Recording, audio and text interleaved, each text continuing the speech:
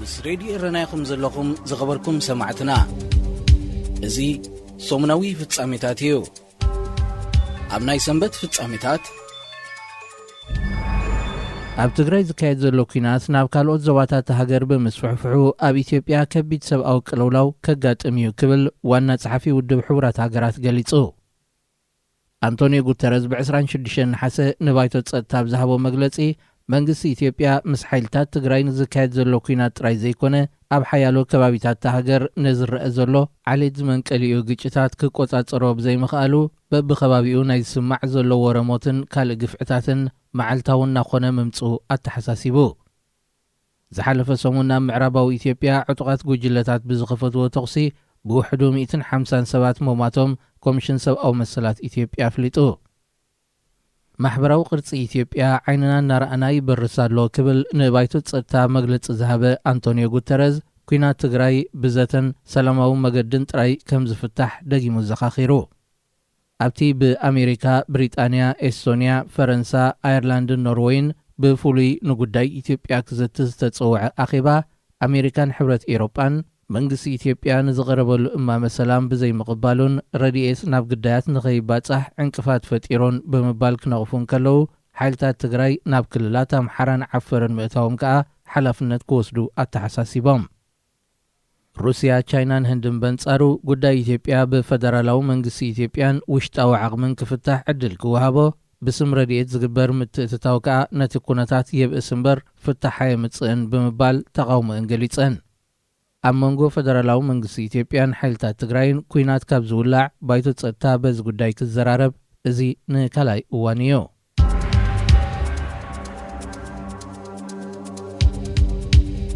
ሕብረት ኣፍሪቃ ኣብ ቀርኒ ኣፍሪቃ ንዘሎ ቅልውላው ዝከታተል ፍሉይ ልኡኽ መዚዙ።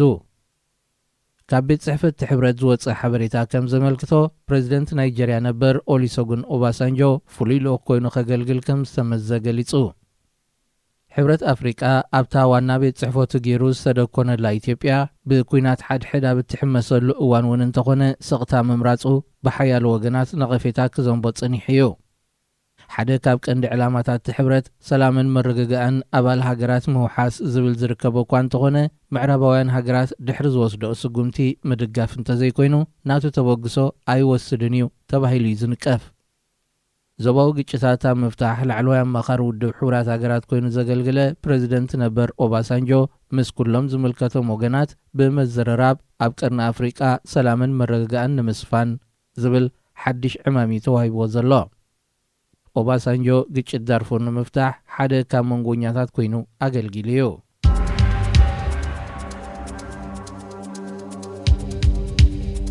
ኣሜሪካ ኣብ ደቡብ ሱዳን ንዝርከቡ ዜጋታታ መጠንቀቕታ ዘርጊሓ። ኤምባሲ ኣሜሪካ ኣብ ደቡብ ሱዳን ኣብ ዘውፅኦ መጠንቀቕታ ኣብ ዝቕጽል መዓልታት ክካየድ ተወጢኑ ዘሎ ህዝባዊ ኣብያ ግጭት ከልዕልን ኣብ መንጎ ኣኽበርቲ ጸጥታን ሰልፈኛታትን ረጽሚ ክፍጠር ዓብ ተኽእሎ ስለ ዘሎን ዜጋታቱ ምንቅስቓሳቶም ከቑጥቡ ጸዊዑ። ኣቐድም ኣቢሉ ውድብ ሕቡራት ሃገራት ተመሳሳሊ መጠንቀቕታ ንኣባላቱ መሓላሊፉ እዩ። እዚ ብሲቪካውያን ማሕበራት ተጸዊዑ ዘሎ ሰላማዊ ሰልፊ ደቡብ ሱዳን ብሰላም ንኽካየድን ሰልፈኛታት ከኣ ጎነጽ ካብ ምርኣይ ክቑጠቡን ሓበሬታ ይወሃብ እኳ እንተሎ መንግስቲ እቲ ሃገር እቲ ሰልፊ ከይካየድ ኣጊድዎ ስለ ዘሎ ሓይልታት ጸጥታ ብጎነጽ ክብትንዎ ክፍትኑ እዮም ዝብል ስጋኣት ሰፊኑ ይርከብ። ኣሜሪካ ብሰንኪ ለበዳ ኮቪድ-19 ገበን ምጭዋይ ወጻእተኛታትን ግጭት ሓድሕድን ዜጋታታ ናብ ደቡብ ሱዳን ከይገሹ ከተጠንቅቓ ጸኒሓ። ምስ ሬድዮ ረናይኹም ዘለኹም ዝኸበርኩም ሰማዕትና እዚ ሶሙናዊ ፍጻሜታት እዩ። ኣብ ናይ ሶኒ ፍጻሜታት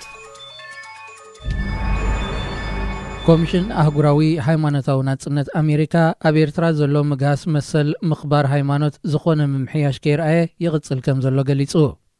እቲ ኮሚሽን ዓመታዊ ብዘውፅኦ ንምኽባር ሃይማኖታዊ መሰላት ዓለም ዝምልከት ጸብጻብ ኤርትራ ብዝመዳይዚ ዘርኣየቶ ምምሕያሽ ኮነ ለውጢ ስለ ዘየለ መንግስቲ ኣሜሪካ ብቐረባ ክከታተሎ ከም ዘለዎ መተሓሳሰብ ቕሪቡ። ኣብቲ ዝሓለፈ ቅንያት ዝወፅእ ዓመታዊ ጸብጻብ ፓትርያርክ ኦርቶዶክሳዊት ቤተ ክርስቲያን ኤርትራ ኣቡነ እንጦንዮስ ዝርከብዎም መራሕቲ ሃይማኖታትን ኣመንትን ገና መሓየሩ ይሰቐዩ ከም ዘለዉ ዘኻኺሩ። መንግስቲ ኣሜሪካ ኩሉ ዓይነት ዲፕሎማሲያዊ መንገድታት ብምጥቃም ምስ መንግስቲ ኤርትራ በመዘራብ ኣብ ጉዳይዞም ብዘይካ ሃይማኖታዊ እምነቶም ካልእ ገበን ዘይብሎም ኣብ መሓዮር ዝበልዩ ዘለው ኤርትራውያን ብንጥፈት ክዋሳእን ንምፍትሖም ዝሓየለ ጻዕሪ ክካይድን እቲ ኮሚሽን ጸዊዑ።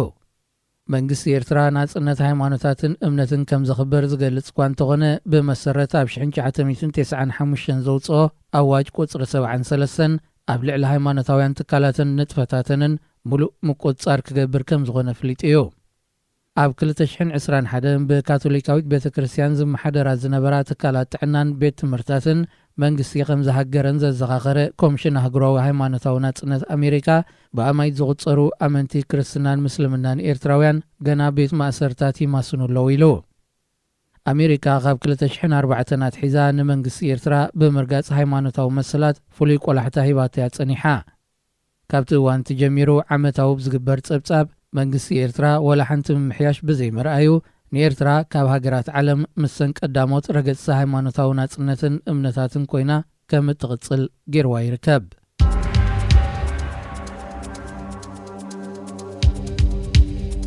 ሕወሓት ሕብረት ኣፍሪቃ ንፕሬዚደንት ነበር ኦሉሴጉን ኦባሳንጆ ከም ፍሉይ ልኡኻብ ቀርኒ ኣፍሪቃ ገይሩ መምዛዙ ከም ዘይቀበሎ ኣፍሊጡ። ሕወሓት ብኣፈኞ ቢሉ ዝሃቦ ምላሽ ሕብረት ኣፍሪቃ ቅልውላው ንኽፈትሕ ፈለማ ቅልውላው ከም ዘሎ ክእመን ይግብኦ ብምባል እቲ ሕብረት ክሳብ ዝእዋንዚ ስቕታ መሪጹ ምጽንሑ ነቒፉ። ሰበስልጣን ሕብረት ኣፍሪቃ ነቲ መንግስቲ ኢትዮጵያ ምኽባር ጸጥታ ዝበሎ ኩናት ትግራይ ወግዓዊ ፍልጦ ሂቡ ኣብ ጎንቲ ፈደራላዊ መንግስቲ ደው ኢሉ ክብል እዩ ሕወሓት ዝኸስስ።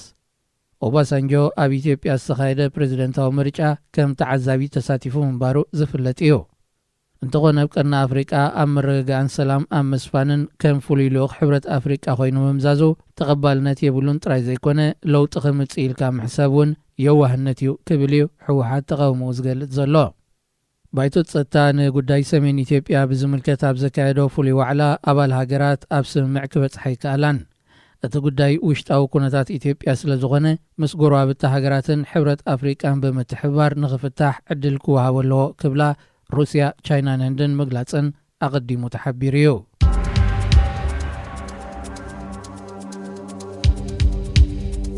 መንግስቲ ዩጋንዳ ነፍሲ ቅትለታዊ መጥቃዕቲ ክፍጽም ንዝፈተነ ውልቀ ሰብ ኣብ ትሕቲ ቁጽጽር ከም ዘእተዎ ተገሊጹ።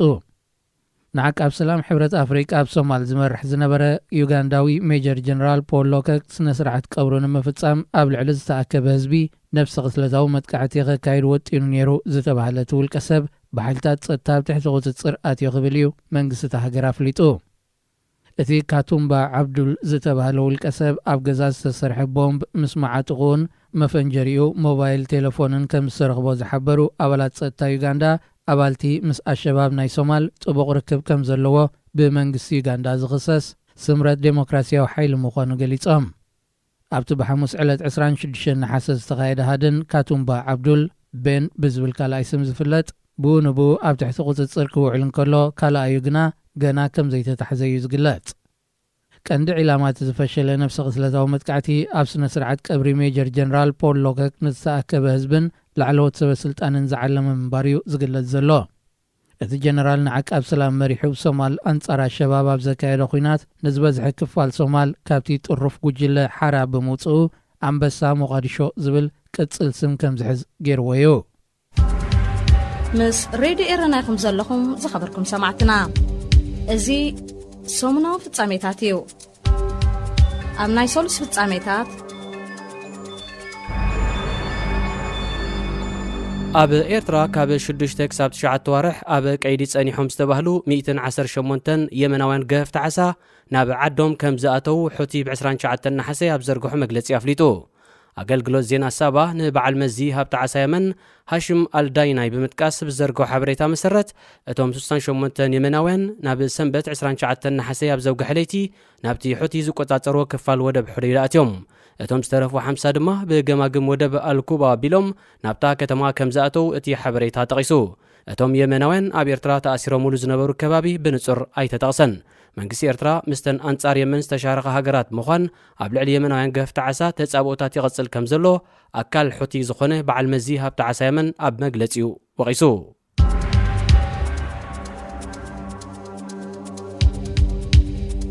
بدرجة عالم بسقطدم ساقزلو بزح حزبي ابز 30 عامታት بلعل فرقي كم زوسخه اب حدغاتات ዘይተላገብ ተሕማማት ምትኳር መጽናዕቲ ዘካየደ ማእከል ገሊጹ እቲ NCD ሪስክ ዝተባለ ሃገራዊ ትካል ካብ ዝተፈላልያ ሃገራት ንዝተኣከበ ልዕሊ 1200 ሰነዳት ሓበሬታ ምርኮስ ምግባር ኣብ ዘዳሎ መጽናዕቲ ኣብ ዝዋን እዚ ልዕሊ 1.2 ቢልዮን ህዝቢ ጸቕጥደም ወይ ድማ ብዝሕ ደም ኣለዎ ዓመታዊ በገምጋም 8.5 ሚሊዮን ሰባት በሰንኪ ጸቕጥደም ናይ ሞት ሓደጋ የጓንፎም ኣብ 2019 ካብ ዝተኣከበ ሰነዳት 720 ሚሊዮን ሰባት ወይ ኣስታት ፍርቂ ካብቶም ጸቕጥደም ወይ ድማ ሃይፐርቴንሽን ዘለዎም ብዝሕ ሰባት ግቡእ ሕክምናዊ ክንክን ኣይረኽቡን እዮም ኣብ ተመሳሳሊ ዓመት ካብ ዝተኣከበ ሓበሬታ ምስ ጸቕጥደም ካብ ዝነብሩ ልዕሊ 1.2 ቢልዮን ሰባት እተን 626 ሚሊዮን ደቂ ኣንስትዮ ክኾና እንከለዋ እቶም 652 ሚሊዮን ድማ ደቂ ተባዕትዮም እቲ መጽናዕቲ ኣብ 1990 ደቂ ኣንስትዮ 331 ሚሊዮን ደቂ ተባዕትዮ ድማ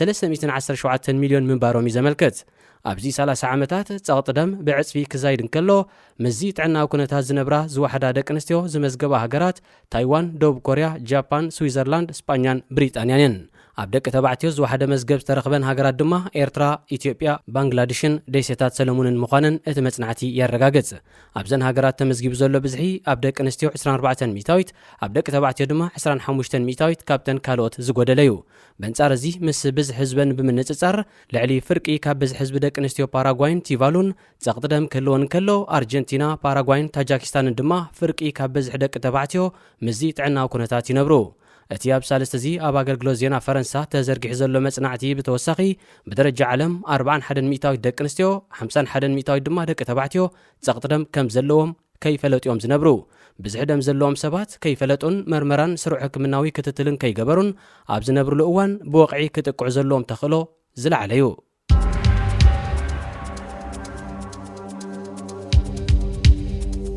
ኣብ ኢትዮጵያ ክልል ኦሮሚያ ኣብ ምዕራብ ወለጋ ኣብ ዝሓለፈ ክልተ ቀነ ኣማይት ሰባት ከም ዝተቐትሉን ልዕሊ 90,000 ሰባት ድማ ካብ ቤት ንብረቶም ከም ዝተመዛበሉን ኮሚሽን ሰብኣዊ መሰላት ሃገር ገሊጹ ቁጽሮም ብልክዕ ዘይተገልጸ ሰባት እውን ከቢድን ፎኪስን መጉዳእቲ ወሪድዎም ኣሎ እቲ ኮሚሽን ኣብ ዘርግሖ መግለጺ ካብ 18 ነሓሰ ሒዙ ኣብ ከባቢታት ጊዳ ክራሙ ቂልጦ ኣቦ ኣጋሶ ኣቦ ኣሹ ኩሳያን ዝተፈላለየ መጥቃዕታት ከም ዝተኻየደ ኣመልኪቱ በመሰረት ጸብጻብቲ ኮሚሽን ኣብቲ ዞባ ተዋፊሮም ዝነበሩ ሓይልታት መንግስቲ ኢትዮጵያ ስሙ ናብ ዘይጠቐሶ ናብ ካልእ ቦታ ድሕሪ ምስሓቦም ብሸኔ ዝፍለጥ ግንባር ሓርነት ኦሮሞ ብዘካየዶ መጥቃዕታት ተቐትለትን መፈነቓልን ስዒቡ ኣብቲ ከባቢ ሓያሎ ኣባይቲ ኮነ ተባሂሉ ብሓዊ ከም ዝተቓጸለውን ኣብቲ ጸብጻብ ተጠቒስሎ ቀንዲ ግዳያት ናይቲ መጥቃዕቲ ተወላዶም ሓራዮም ክብልውን ኮሚሽን ሰብኣዊ መሰላት ኢትዮጵያ ወቒሱ ንናጽነት ኦሮሞ ከም ዝቃለስ ዝገልጽ ኦነግ ሸኔ ኣብ ልዕሊ ሰለማውያን ሰባት መጥቃዕታት ከም ዘካየደን ኣብ ልዕሊ ሓይልታቱ ስዕረ ዝወረዶ መንግስቲ ኢትዮጵያ ግና ንጸለመ ዝፍንዎ ፕሮፓጋንዳታት ምዃኑን ብተደጋጋሚ ምላሽ ክህብ ይስማዕ እዩ መንግስቲ ኢትዮጵያ ንምልሻታትን ፍሉያት ሓይልታት ዝተፈላለያ ክልላትን ናብ ኩናት ትግራይ የዋፍሮም በምህላው ኣብ ሓያሎ ክልላት ተደጋጋሚ እዋን ጸጥታ ናይ ምፍራስ ኩነታት ይረአ ከም ዘሎ ክጥቀስ ጸኒሑ ኮሚሽን ሰብኣዊ መሰላት ኢትዮጵያ ነቲ ኩነታት የጻርዮን ሓይልታት ጸጥታ መንግስቲ ኢትዮጵያ ድማ ካብቲ ግጭት ዝተኻየደሉ ከባቢታት ናብ ካልእ ዝጋዓዝሉ ኩነታትን ይምርምር ከም ዘሎን ኣፍሊጡ ሬድዮ ኤረና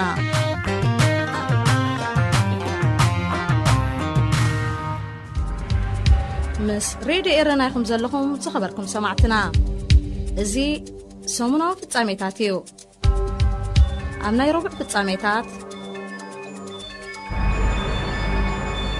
ሓደ መስከረም መበል 3 ዓመት ምጅማር ብረታዊ ተጋድሎ ህዝቢ ኤርትራ ኣብ ውሽጢ ሃገርን ወጻእን ትዝከረላ ባሕቲ መስከረም መሰል ርእሰ ውሳኔኡ ብሕጋውን ሰላማውን መገዲ ዝሰነፍገ ህዝቢ ኤርትራ ብብረት ተጋድሎ ንምርግጋጽ ዝተበገሰላ ኣብ ታሪኽ ኤርትራ ኣገዳሲት ዕለት እያ ህዝቢ ኤርትራ ካብ ዕለት እዚኣ ሒዙ ክሳብ ዕለተ ናጽነት ኣብ 1991 ኣብ ውሽጢ 30 ዓመታት መሪር ቃልሲ ዓሰርተታት ኣሽሓት መስዋዕትን ስንክልናን ከፊሉ ኸበቅዕ ከም ባህጉ ውልቃዊ ሓርነቱን መሰረታዊ ሰብኣዊ መሰላትን ዝሕሉ ዴሞክራሲያዊ ስርዓት ኣይተተኽለን ብረታዊ ቃልሲ ድሕሪ ምዛሙ ስልጣን ንልዕሊ 30 ዓመታት ብሓደ ሰብ ተባሒቱ ኤርትራ ብፍሉይ ምልካዊ ስርዓት ካብ ዝመርሓ ሒደት ሃገራት ዓለም ኮይና ትርከብ ይኹን እምበር ባሕቲ መስከረም ኣብ ኤርትራ ክረጋገጽ ዘይከኣለ መሰላትን ሓርነትን ዜጋታት ከምኡ ድማ ምትካል ንህዝቢ ዝወከለ ዴሞክራሲያዊ ስርዓትን ንምውሓሱን ቃልሲ ዜጋታት ክቕጽል ከም ዘለዎ ተዘኻኽር ዕለት ምዃና ኣብ ዝጋጣሚ ሓያሎ ኤርትራውያን የዘኻኽሩ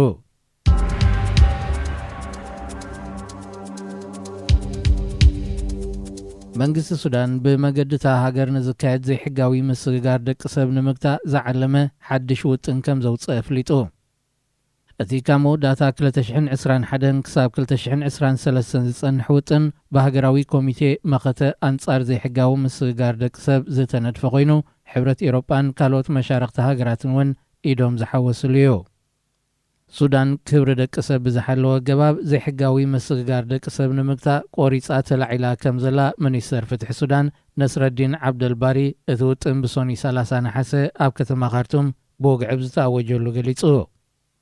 ወኪል ሕብረት ኤውሮጳ ኣብ ሱዳን ሮበርት ቫንደል ዱል ብወገኑ ሱዳን ዘይሕጋዊ ምስግጋር ደቂ ሰብ ንምግታእ ክትገብሮ ዝጸንሐት ጻዕርታት ብምምጓስ ንመጻኢ ኣብ እትገብሮ ቃልሲ እውን ሕብረት ኤውሮጳ ኣብ ጎና ከም ዘሎ ኣረጋጊጹ። ካብ ኤርትራን ኢትዮጵያን ዝዋሕዙ ኣማይታ ሸሓት ስደተኛታት ብዘይሕጋዊ መገዲ ናብ ሱዳን ከኣትዉ ጸኒሖም እዮም። ብዙሓት ካብኣቶም ግዳያት ዘይሕጋውያን ኣሰጋገርቲ ደቂ ሰብ ኮይኖም ከም ንብረት ክሽየጡን ክልወጡን ጾታዊ ዓመፅ ኣካላውን ስነኣእምራውን ጉድኣታትን ካልእ ግፍዕታትን ክወርዶም ይርአ። መንግስቲ ሱዳን ዘይሕጋዊ ዋሕዚ ስደተኛታትን ምስኡ ተተሓሒዙ ዝፍጸም ዘሎ ግፍዕታትን ደው ንምባሉ ኣውፂዎ ዘሎ ውጥን ንኽዕወት ምስ ጎረባብቲ ሃገራት ኤርትራ፣ ኢትዮጵያ፣ ጅቡቲ፣ ሊብያ፣ ግብፅን ቱኒዝያን ብምውሃድ ክሰርሕ ከም ዝደሊ ጠቒሱ። ስደተኛታት ከም ናይ መወዳእታ ናይ ስደት ዕላማኦም ዝጥምትወን ሃገራት ኤውሮጳ ብፍላይ ድማ ኢጣልያ፣ ፈረንሳ፣ ጀርመን፣ ስፓኛን ብሪጣንያን እዚ ውጥን እዚ ንኽዕወት ኣበርክቶአን ክዕዝዛ መንግስቲ ሱዳን ተላብዩ።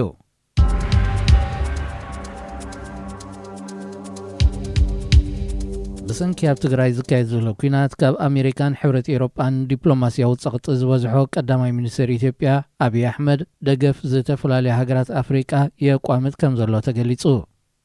እዚ ዝተገልጸ ተቐዳማይ ሚኒስትር ኣብ ዩጋንዳን ሩዋንዳን መብጻሕ ብምክያድ ኣብ ህልው ኩነታት ሃገሩን ምስ ሱዳን ዘሎ መፍጣጥን ብዝምልከት ድሕሪ ምዝታዩ እዩ።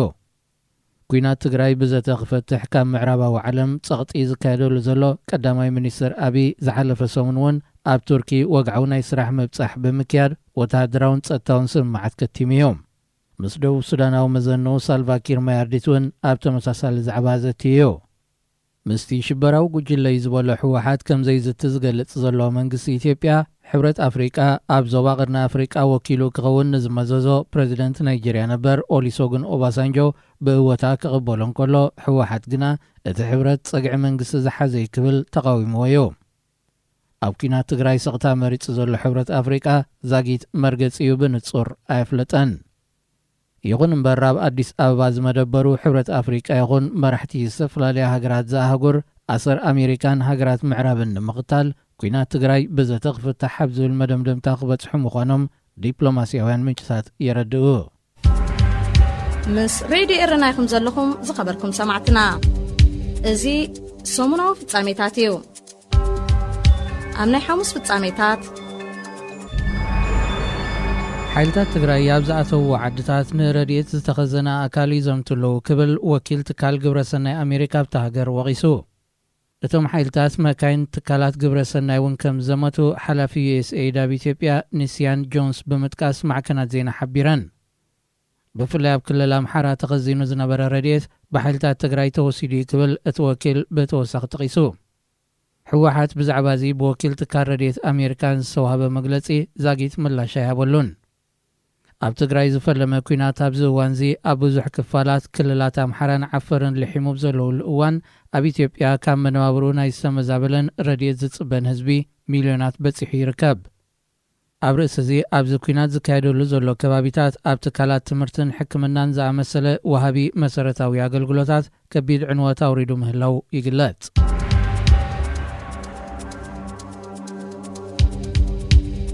መንግስቲ ፈረንሳ ንሃገራት ኣፍሪቃ ዝውዕል 10 ሚልዮን ክታበት ጸረ ኮሮና ቫይረስ ክልግስ ምዃኑ ፍሊጡ። እቲ መንግስቲ ነዚ ዘፍለጠ ድሕርቲ ብ29 ነሓሰ ኣብ ጀርመን ከተማ በርሊን ዝተጋብአ ዋዕላ ጉጅለ 20 ሃብታማት ሃገራትን ምስ ኣፍሪቃ ክካየድ ዝኽእል ወፍርን ንግድን እዩ። ንኣፍሪቃ ብምውካል ኣብቲ ዋዕላ ዝተረኽበ ፕሬዚደንት ደቡብ ኣፍሪቃ ሲሪል ራማፖዛ ኣብ ዘስምዖ ቃል ሃብታማት ሃገራት ልዕሊ 60 ሚታዊት ዜጋታትን ክታበት ክረኽቡ ኣብ ኣፍሪቃ ግና ብሓፈሻ ዝተኸትበ ህዝቢ 2 ሚታዊት ጥራይ ምዃኑ ዘሕዝን እዩ ክብል ገሊጹ። ኣብ ዝቕጽል 3 ዋርሕ ብመገዲ ሕብረት ኣፍሪቃ ናብ ኩለን ሃገራት ዝኣህጉር ንዝባጻሕ 10 ሚልዮን ክታበት ዝለገሰት ፈረንሳ ክሳብ ዝመጽእ ዓመት መስከረም 2022 ኣብ ዘሎ ግዜ ንሓደ ሲሶ ካብ ህዝቢ ኣፍሪቃ ዝኸውን ክታበት ንምሽማት $3 ቢልዮን ተዳልዩ ምህላው ብመገዲ ቤት ጽሕፈት ፕሬዚደንት ማክሮን ኣረጋጊጻ። ብውድብ ጥዕና ዓለም ተማኪሉ ዝካየድ ዘሎ መደብ ክታበት ኮሮና ቫይረስ ወይ ኮቫክስ እውን ብዝተፈላለየ ሃገራት ዝተመወለ ክታበት ጸረ ኮቪድ ናብ ሓያሎ ሃገራት ኣፍሪቃ ይባጽሕ ኣሎ። ሓያሎ ሃገራት ኣፍሪቃ ነዚ ብሓገዝ ዝረኽቦ ዘለዋ ክታበት ኮሮና ቫይረስ ኣብ ምግታእ ኣብ ቅድመ ግንባር ንዝርከቡ ሓካይምን ሰራሕተኛታትን ትካላት ጥዕናን ኣረጋውያንን ሕዱር ሕማም ንዘለዎም ዜጋታትን ቀዳምነት ምሃብ ይርከባ። ኣብ ኣፍሪቃ መደብ ኮቫክስ ዘይተጸንበረትን ዛጊት ክታበት ጸረ ኮሮና ቫይረስ ዘይጀመረትን እንኳ ሃገር ኤርትራ ጥራያ።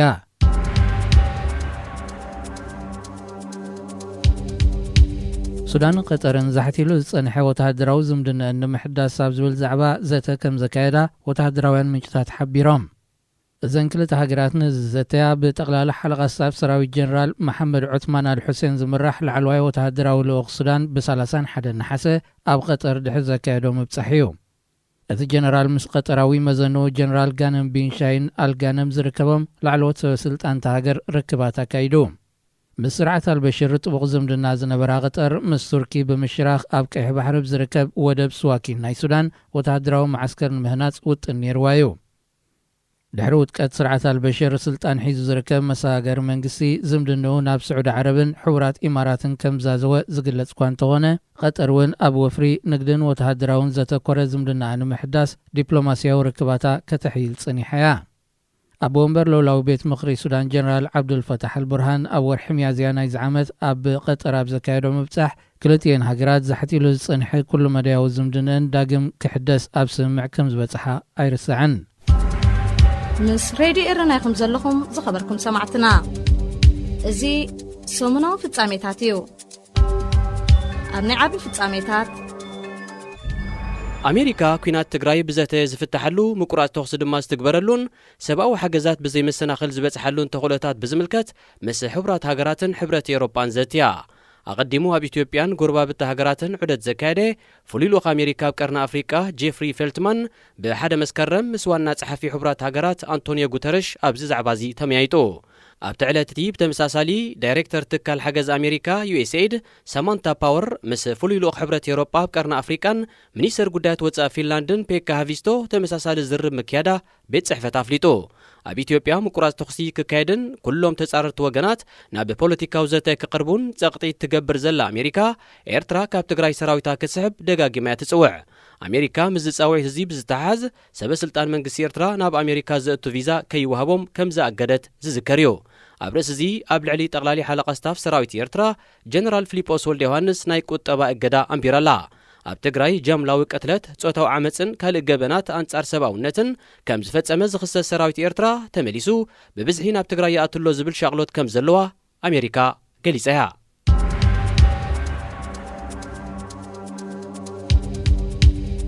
ኣብ ኩናት ትግራይ ተሸይሙ ዝርከብ መንግስቲ ኢትዮጵያ ከቢድ ናይ ቁጠባ ቅልውላው ስለ ዝገጠሞ ኣብ ወጻኢ ሃገራት ዝርከብ ሓያሎ ኤምባሲታቱ ይዓጹን ዲፕሎማሰኛታቱ ይስሕብን ከም ዘሎ ተሓቢሩ።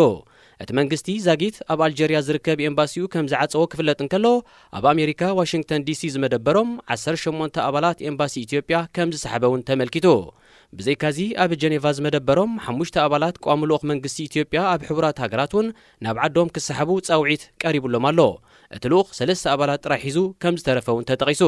ኣብ ከቢድ ቅልውላው ወዲቑ ዘሎ መንግስቲ ኢትዮጵያ ኣብ ሎስ አንጀለስ፣ ሚነሶታ፣ ፍራንክፈርትን ካልኦት ከተማታትን ዝርከብ ቆንስላት እውን ኣብ መስርሕ መጻዊ ዝርከብ። ቀዳማይ ሚኒስተር ኢትዮጵያ ኣብይ ኣሕመድ ኣቐዲሙ ንኣባላት ባይቶ ሃገሩ ኣብ ዘስምዖ መደረ ኣብ እስታት 30 ሃገራት ዝርከብ ኤምባሲታትን ቆንስላትን ኢትዮጵያ ክዕጾ ምዃኑ ኣረጋጊጹ እዩ። ምዚ ምዕጻው ኤምባሲታትን ቆንስላትን ተታሒዙ ኣብ ስዊዘርላንድ፣ ሆላንድ፣ ኣሜሪካን ካልኦት ሃገራትን ዝነበሩ ዲፕሎማሰኛታትን ኣባላት ኤምባሲታትን ኢትዮጵያ ዕቑባ ንምሕታት ይተርፉ ምህላዎም ይስማዕ ኣሎ። ብውሕዱ ኣብ 3 ክልላትን ሓያሎ ዞባታትን ብሰንኪ ጸጥታ ምርጫ ዘይተኻየደ ክነሱ ኣብ ካልኦት ክልላት ኣብ ዝተኻየደ ምርጫ እኹል ውጽኢት ተረኺቡ ብዝብል ኣብ ዝወርሒ እዚ ሓድሽ መንግስቲ ክምስርት ምዃኑ ዝገልጽ ዘሎ መንግስቲ ኢትዮጵያ ብሰንኪቲ ኣብ ትግራይ ዝወልዑ ኩናት ከቢድ ቁጠባዊ ክሳራታት ኣስዒቡሉ ከም ዘሎ ክኢላታት የገንዝቡ። እዚ ከምዚ ኢሉ እንከሎ ውህሉል ናይ ወጻኢ ዕዳ ኢትዮጵያ ኣብዚ 5 ዓመታት ካብ $23.3 ቢልዮን ናብ $29.5 ቢልዮን ክብ ከም ዝበለ መግለጺ ሚኒስትሪ ገንዘብን ፋይናንስን ተሃገር ኣፍሊጡ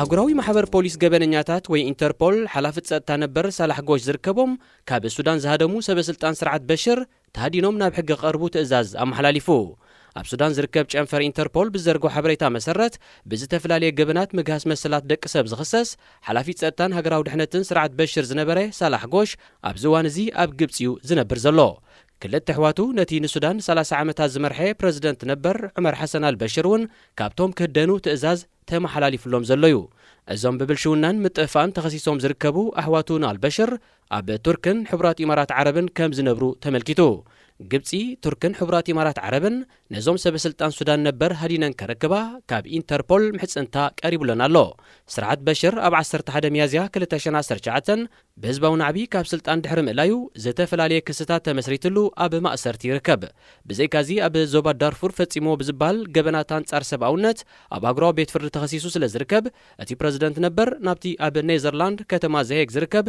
መጋብኣያ ክልኣኽ ተኽእለሎ ሬድዮ ኤረና ናጻ ድምፂ ኤርትራውያን